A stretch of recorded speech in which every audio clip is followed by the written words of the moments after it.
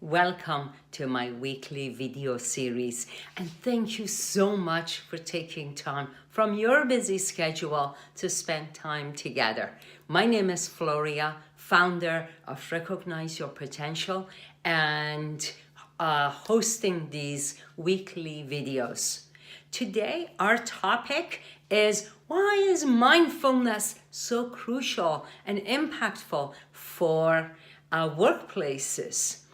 Many of you know that I have practiced mindfulness and been on this journey for over 3 decades as an adult, consciously practicing, researching, analyzing, delving into aspects of it and how I can implement and take it into various areas of my personal life and work, because last time I checked, work, business is part of life. But today we're going to focus mostly on the work place, because back 3 decades ago, mindfulness was hocus pocus.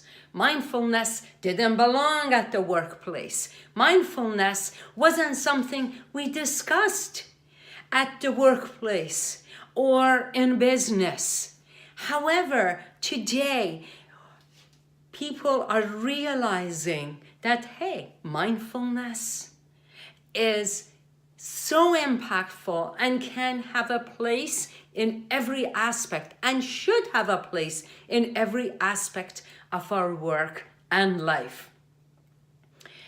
More leaders are actually looking into workplace because of benefits of increased self-awareness, building greater trust, and improving leadership, connecting, building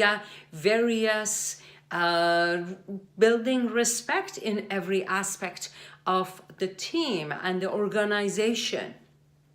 More leaders are questioned under sincerity and authenticity. Are they really saying this, or do they mean this?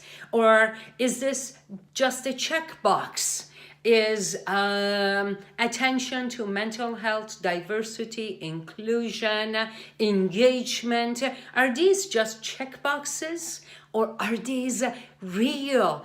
Does the leadership really mean what they are talking about? Is it us versus them, or is this much more of a collaborative approach? And mindfulness keeps coming into the center of every of these discussions. Change management can be something that many want to run away. When they hear change management, they want to run away. But if it is done properly, it's really helpful and makes a lot of sense.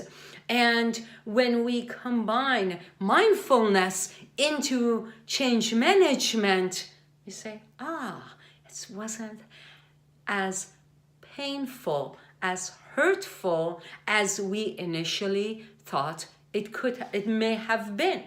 So, mindfulness, whether you are a team member, whether you are a boss, you are a manager, you are a director of an organization, or you own a business, you are an entrepreneur.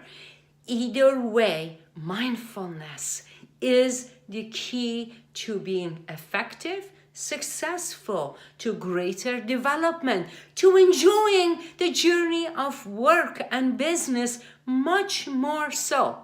And many of you know that I always keep saying, I'm not interested in suffering through something in order for me to get to a destination that will make me happy.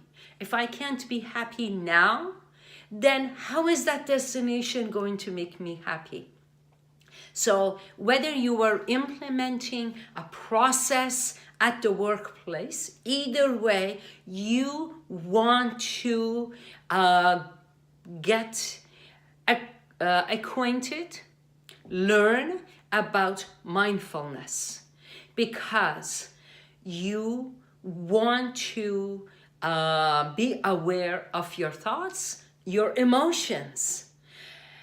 And don't think that emotional decisions are not going to be effective. It all depends on how you look at it. It all depends on how you perceive those emotions, how aware you are of your emotions. If you are not aware of your emotions, they will impact you in a very negative way. But when you are aware and you say, oh, I felt defensive in that conversation, I felt judgmental. How can I turn that? Why was it? And how can I change it around? Now, mindfulness, simply put, is observing, being aware of our thoughts, our emotions, our beliefs, without judgment. Without judgment. You cannot be aware of your emotions in a judgmental way. Because if you do, that stops self-awareness. That stops being aware of your emotions. Now, why are emotions so important? Because our emotions indicate the thoughts and the processes that are going in our brain. It's connected. Positive psychology uses it.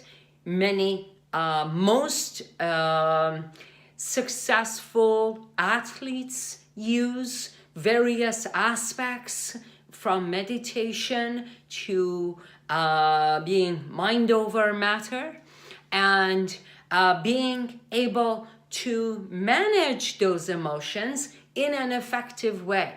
So, mindfulness, it's in being non-judgmental is integral to being mindful, because the more non-judgmental you become to observing your thoughts, your beliefs, your attitudes, your habits, then you can actually be in a position to make changes. But if you are consistently judging your habit, I'm drinking another can of pop, and I know pop isn't good for me, and I want to get rid of this. I want to stop drinking pop. But if you are judging yourself that this is awful habit, then you will not be inspired to make changes in your habit. But you say, okay, I do enjoy pop, and I can actually make a change. If I like it, I'll keep it. If I'm not so keen on it, then I have the capability, the potential, the capacity to change that. Going back to the office, if you are aware of your communication style, then you can actually make changes.